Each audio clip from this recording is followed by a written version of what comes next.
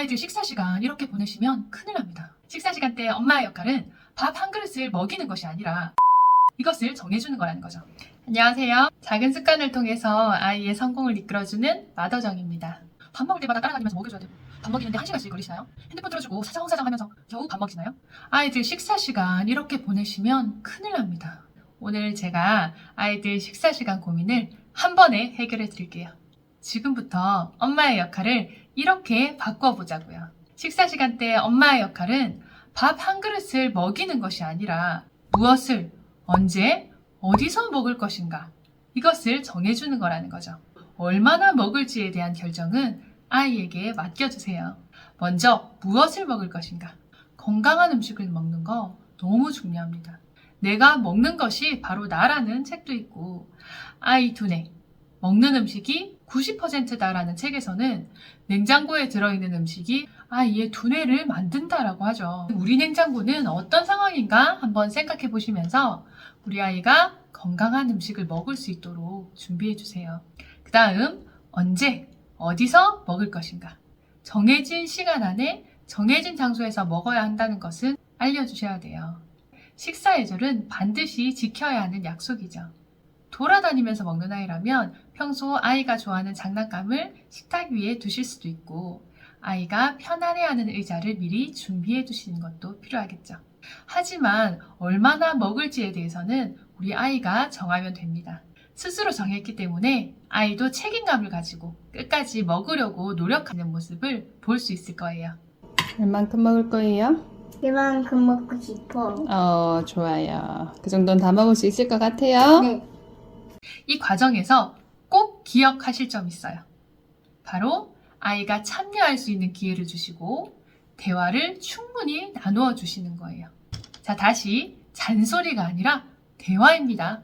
이 대화를 통해서 편식도 개선할 수가 있어요.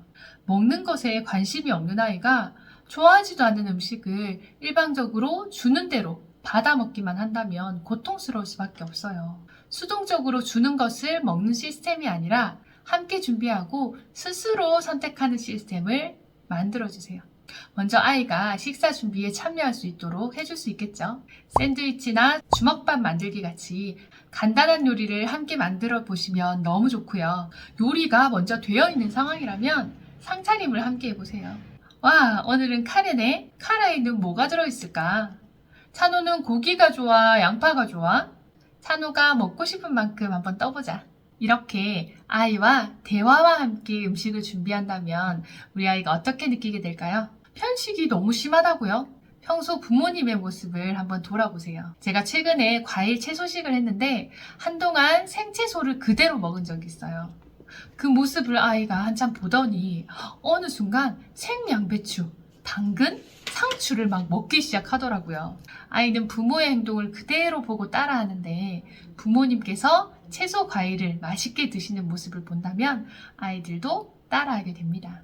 건강한 채소와 과일을 눈에 잘 보이는 데 두시고 부모님이 수시로 맛있게 먹는 모습을 보여주세요. 그럼에도 불구하고 아이들은 미각이 예민해서 특별히 싫어하는 맛이 있을 수 있습니다. 그럴 때는 비슷한 영양가가 있는 다른 식품으로 대체해서 제공해 주시면 되죠. 몸에도 좋지 않은 간식을 사다 놓고 아이는 간식 달라, 엄마는 밥 먹고 준다, 실랑이 하지 마시고 몸에 좋지 않은 간식은 처음부터 사지 않던지 눈에 보이지 않는 곳에 숨겨주세요. 식사 시간은 밥을 먹는 시간이 아닙니다. 좀 더 정확하게 말하면 몸과 마음, 두뇌의 영양 섭취 시간입니다. 식사 시간은 신체적으로 영양을 섭취하기 위한 시간이기도 하지만 사실상 이보다 더 중요한 게 있어요. 신체뿐 아니라 마음과 두뇌를 튼튼하게 하는 시간이라는 거죠. 사실 요즘은 안 먹어서 문제가 아니라 너무 많이 먹어서 문제인 시대가 되었죠. 하지만 영혼의 양식은 충분히 섭취가 되고 있을까요? 하루 중에서 이 식사 시간을 통해서 아이들은 많은 것을 배우고 느낄 수가 있어요. 교육으로 유명한 유대인들도 밥상머리 대화를 매우 중요하게 생각하잖아요. 식사 시간에 대화를 통해서 음식에 대한 관심을 갖게 되는 것부터 시작해서 아이들의 정서를 안정시켜주기도 하고 또 생각의 깊이와 문제 해결력까지 길러줄 수가 있어요. 대화 중요한 거 알죠? 알겠는데 그 대화를 어떻게 시작해야 될지 잘 모르시겠다고요?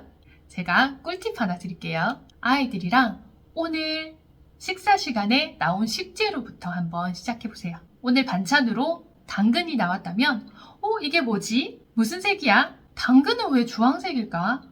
이런 질문을 통해서 음식에 대한 관심을 갖게 하는 것부터 시작해서 색깔이나 모양에 대해서도 배울 수 있겠죠. 당근은 몇 개가 있어? 오늘 우리 몇 개 먹어볼까? 엄마는 몇 개 먹으면 좋겠어? 찬우가 한번 줄래? 이렇게 수를 세워보면서 수 개념도 익힐 수 있어요. 당근. 여기 당근 몇 개 있어?